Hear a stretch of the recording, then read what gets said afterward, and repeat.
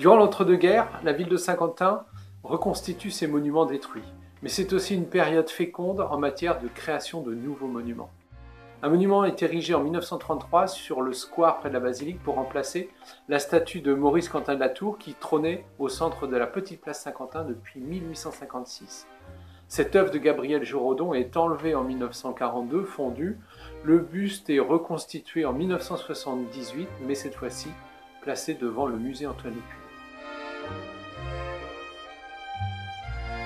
De la même façon, une nouvelle statue d'Henri Martin est créée en remplacement de celle de 1897 qui était placée devant le lycée. Elle est réalisée aussi par Ernest Diosy en 1933. Elle sera à son tour fondue en 1942 et ne sera pas non plus reconstituée. Aux Champs-Élysées, le monument de l'école laïque, qui est commandé en 1931 pour le 50e anniversaire de la loi Jules Ferry, est aussi une œuvre d'Ernest Diosy, inaugurée aussi en 1933, et celle-ci survivra à la Seconde Guerre mondiale.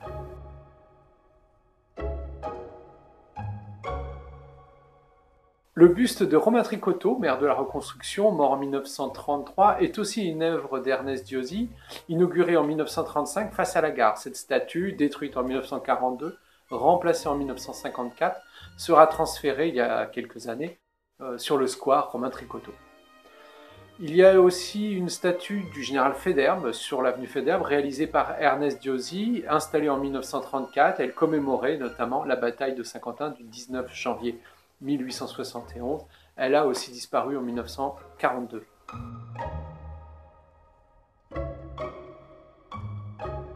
Il faut aussi citer le monument d'Albert Ier, statue d'Ernest Diosy, inaugurée sur la place du 8 octobre en juillet 1936 à la mémoire d'Albert Ier, donc le roi des Belges. Pas très loin, il y a aussi au monument aux morts le monument d'Alexandre Ier, roi de Yougoslavie, héros de la Grande Guerre, assassiné en 1934 à Marseille. Monument qui est inauguré sur le parvis de la gare en novembre 1936 et déplacé à côté du monument aux morts par la suite.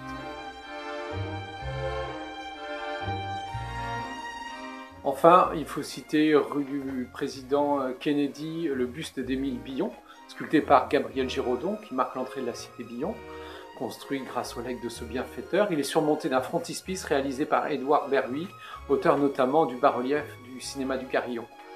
Il y a aussi une plaque apposée en 1938 du même auteur, Édouard Berluy, à l'emplacement de la maison natale de Charles Rogier, qui était né à Saint-Quentin en 1800, émigré à Liège et qui est célébré comme l'un des pères fondateurs de la Belgique moderne. La plaque réalisée par Berluy a été fondue en 1942, mais celle-ci a été reconstituée en 1957.